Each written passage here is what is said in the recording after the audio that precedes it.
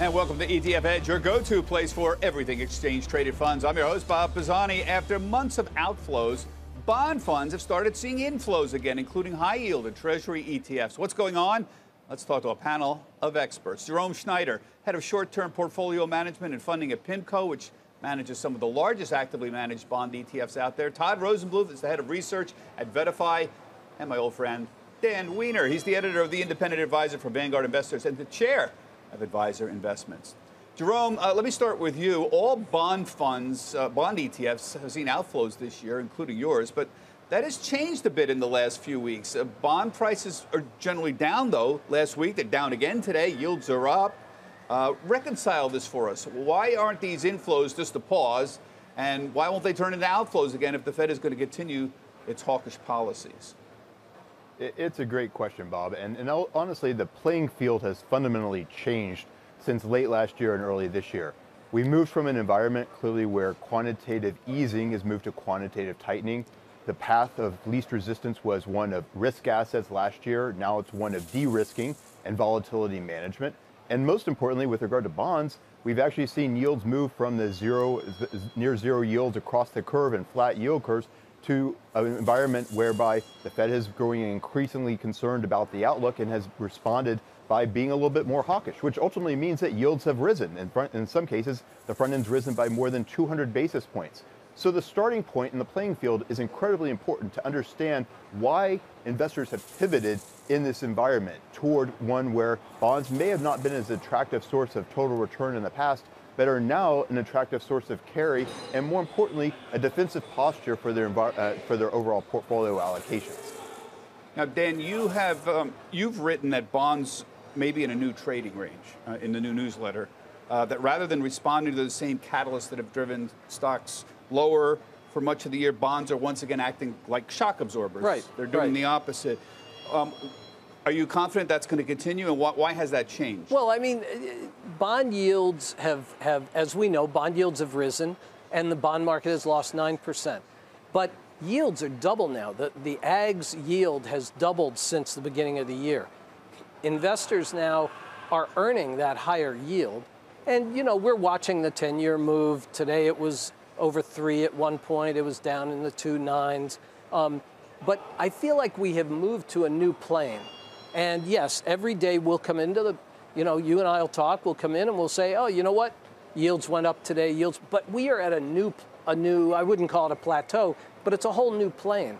And investors are benefiting big time by this because they are earning, you know, twice as much yield today as they did at the beginning of the year. And you were talking about flows. I believe there's quite a lot of flow activity right now as people are taking losses. They're doing tax swaps so that they can book some of these losses, because think about it, you can, you know, if you're down 9%, you could take a swap on that, you book that loss, now you're buying something at a higher yield. Yeah. Why not? Makes some sense. So Todd, you've written recently, year-to-date through May 25th, bond mutual funds incurred significant redemptions, $242 billion. In May, bond mutual funds, $90 billion in outflows, but bond ETFs had inflows. So bond mutual funds outflows still in May, but bond ETFs inflows. Does this support the idea that bonds have bottomed, or is it just money just keeps going into ETFs? So I think it's a trend that's going on where advisors are embracing the ETF structure. We've seen advisors move towards mutual funds away from equity strategies into index-based ETFs. We're seeing that trend continue now within fixed income. It's really a trend where we're seeing people, younger investors are more comfortable with the ETF structure than they are the mutual funds. You're getting some of the benefits of liquidity and tax efficiency through ETFs, and now there's a whole host of these actively managed ETFs.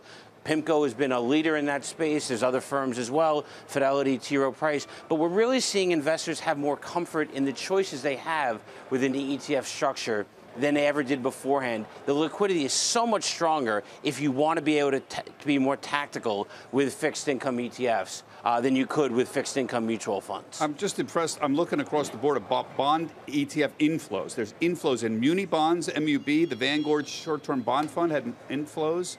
High yield had inflows. Short-term treasuries, a pretty wide swath of the you know, the market, the Treasury market, the overall bond market, actually. I agree with Todd about the fact that younger investors are accepting ETFs. They understand them, but are they also trading them? Are they trading them too much? I mean, is the bond ETF the new meme stock, right? It's too easy to trade them, and are they going to make any money doing it? Well, my heavens, this is what Jack Bogle's old argument was 20 years ago. He was unhappy with it, and Vanguard basically ignored his concerns. Well, Do you really think people are actively trading bond ETFs on a daily basis? Absolutely. I'm sure they are. I mean, yeah, people have tried to guess which way interest rates are going since, the dawn of time. Man first, yeah. But go ahead. But what advisors are doing and can do is they can shorten their duration using bond ETFs. You mentioned the Vanguard short-term bond ETF being one of the more popular ones this year. So you could take your core portfolio, make it less interest rate sensitive than beforehand, and be able to do that, whereas with mutual funds, it's a lot harder to be able to do.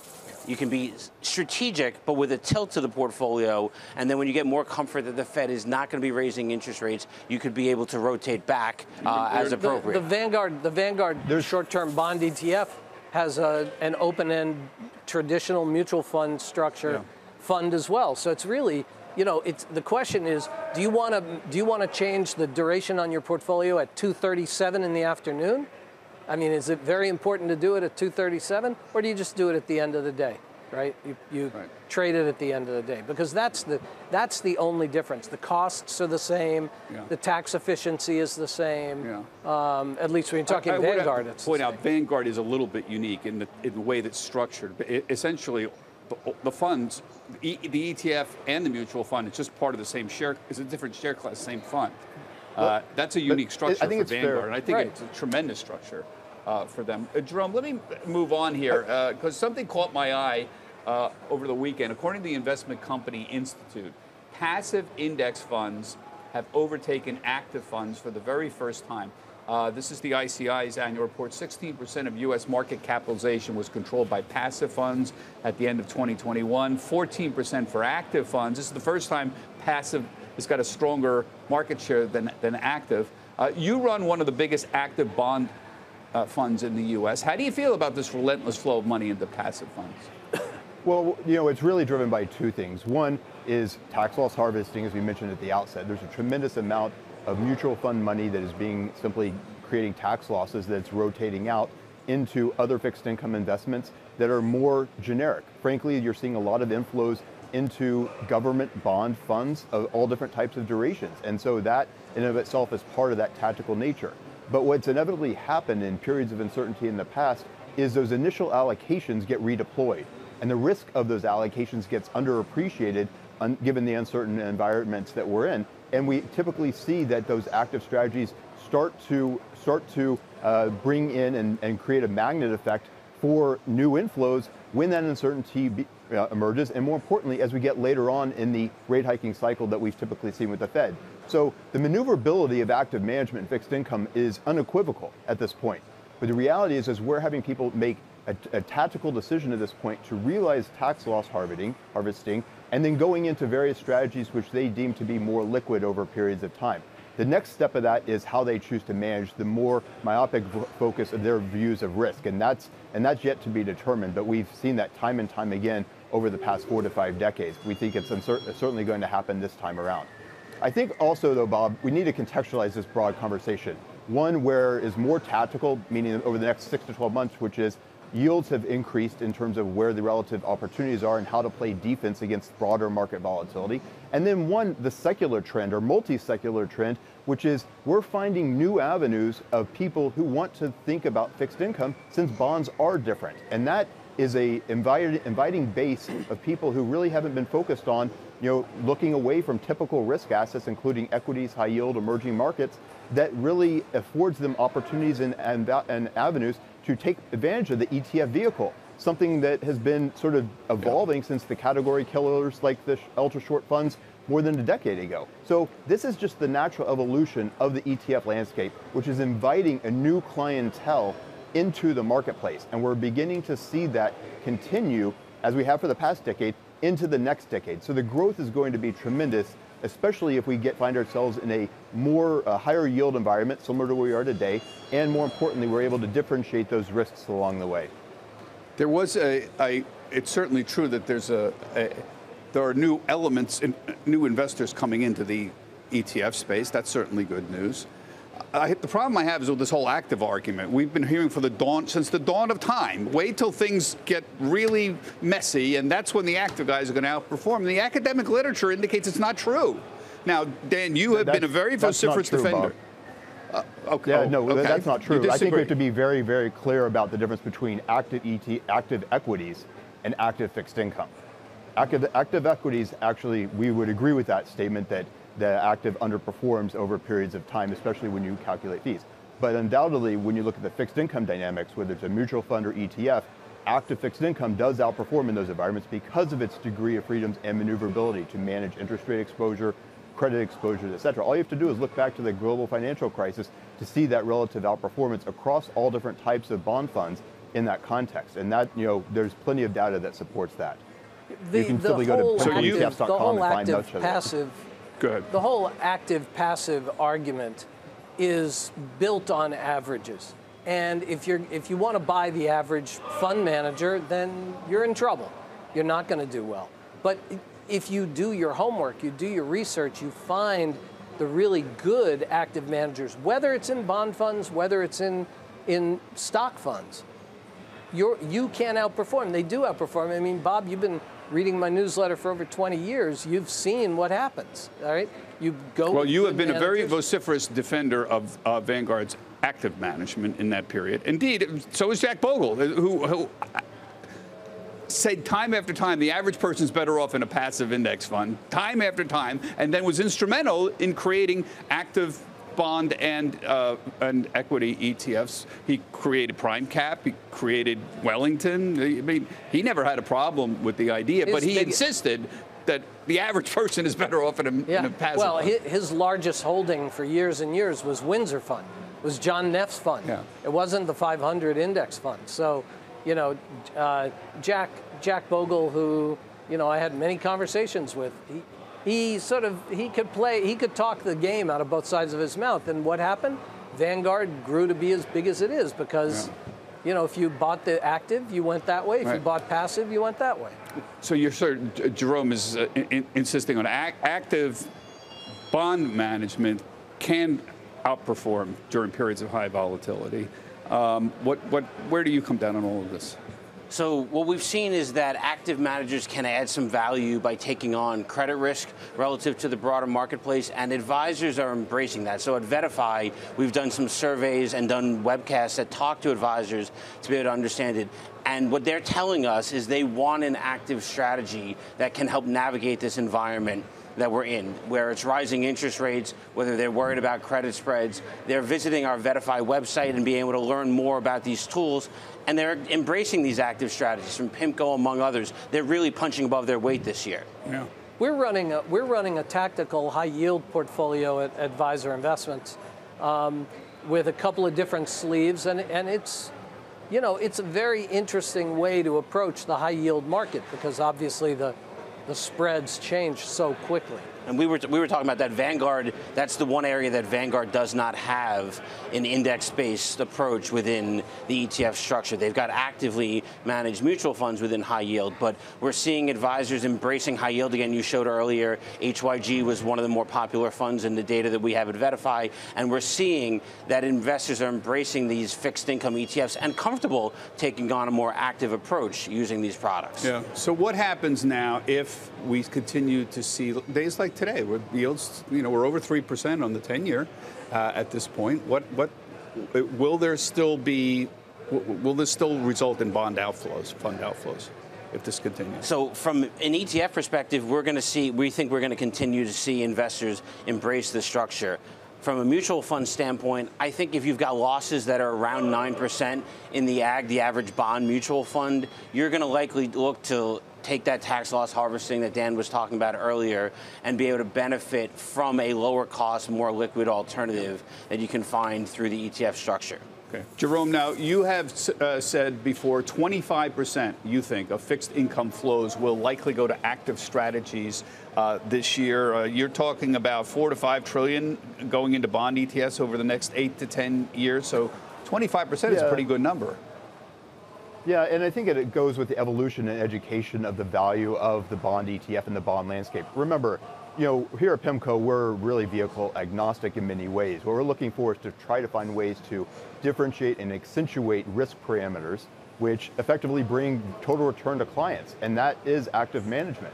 So what we're ultimately saying here is that over the next few years, the new people, the new advisors, the new clientele who are utilizing the fixed income approach via the active ETFs, via ETFs, are going to quickly see the differentiation that comes from being in a passive versus being in an active. That takes time. So first point, there is tremendous growth. There's $4 to $5 trillion over the next 8 to 10 years that will find its way into that fixed income ETF landscape. And we think a substantive portion of that will ultimately find its way into the active landscape as folks look for differentiation to outperform an economic cycle.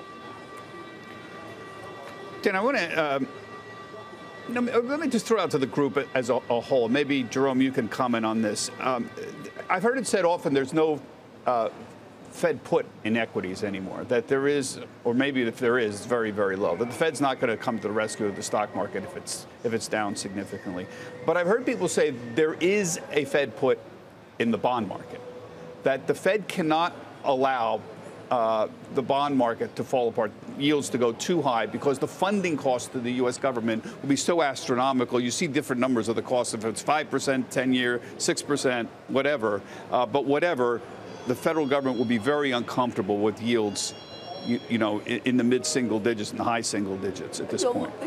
Is there such a thing as a Fed put in bonds? I don't know if there's a Fed put on bonds, but if you think about 2008, I mean, what was going on in the bond market and the liquidity problems, nobody wants to see that happen again. I mean, the bond market locked up, the cash market locked up. Excuse me. So, is there a Fed put? I think they're very concerned. Look, what are the issues today? Inflation, recession, COVID. I mean, it hasn't changed. It's been going on since the beginning of the year. And that's what the Fed is going to be looking at. Yeah. I think what we're seeing is advisors are reading their tea leaves from the Fed, being able to give an indication as to whether or not they're more comfortable being hawkish or dovish. And it's something that we're seeing when we talk to advisors at Vetify. They're watching what's going on from the Fed, and week to week, month to month, they're shifting their exposure and their comfort from taking on interest rate sensitivity or not, based on whether or not the Fed is going to take more aggressive action. Yeah. So, Jerome, is there a Fed put in bonds? Is there a reason why the Fed should be uncomfortable if yields really start moving up for funding purposes for the U.S. deficit? Well, I think what we need to be clear here is the initial discussion of liquidity of markets. And the Fed clearly has cut off the tails of the liquidity of markets in regard to making sure that fundamental liquidity is available in the repo market, and more importantly, trying to create mechanisms to make sure primary dealers are going to still be incentivized to take down primary issuance. So that's been the real focal point of the Fed, really, and it's been highlighted since 2018, 2020, and even more recently. The Fed is very involved in terms of how the market will conduct itself and make sure there's ample liquidity to do so. However, what you're suggesting, though, is that the Federal Reserve will act in conjunction with the Treasury Department, being concerned about overall debt ceiling or debt financing as a percentage of GDP, perhaps. And that seems unlikely. Their job is to be 2, perhaps 3 mandates: growth, inflation, and maybe financial conditions, if you want to throw the third one in there unofficially. But the point is the only way they get to that mid single digit of rates that you're suggesting is if one of those becomes vastly unhinged, much beyond expectations. And that, I would suggest, would probably be inflation, if anything, although that's a low probability event from where we sit right here. So the real concern in the pivot, the inertia that we're seeing with the pivot right now, really has to do with the context of financial conditions moving from easy to tighter, and naturally right now on a historical basis is sort of at the median. And so there's a long way for the Fed actually to continue, quote, tightening And that's probably going to have more of an effect on the equity market, creating more uncertainty in terms of risk assets, which pivots people more into the fixed income markets. So right now, advisors, risk takers, practitioners are really focused on, if you will, the economics and the cycle as it relates to risk assets and not necessarily bond yields. Yeah. I think that you've made an important distinction between the Fed and the Treasury Department and what their various interests are. However, in the back of the Fed's mind, I'm sure that issue does live there, even if it's not officially part of the mandate here. That does it, folks, for this week's ETF Edge. My thanks to Jerome, Dan, and Todd. We've asked Dan to stick around and offer us some broader insights into what he's telling investors for the ETF Edge podcast that's coming up. And remember, you can see all of our shows on our website, etfedge.cnbc.com. Everybody have a healthy, happy, and safe trading week. Get the ABCs of ETFs with the ETF Edge newsletter, your weekly update on the hottest trends in the nearly $4 trillion market of exchange-traded funds, expert analysis, actionable ideas, and exclusive insight from host Bob Pisani. Sign up now at cnbc.com/ETF Edge newsletter.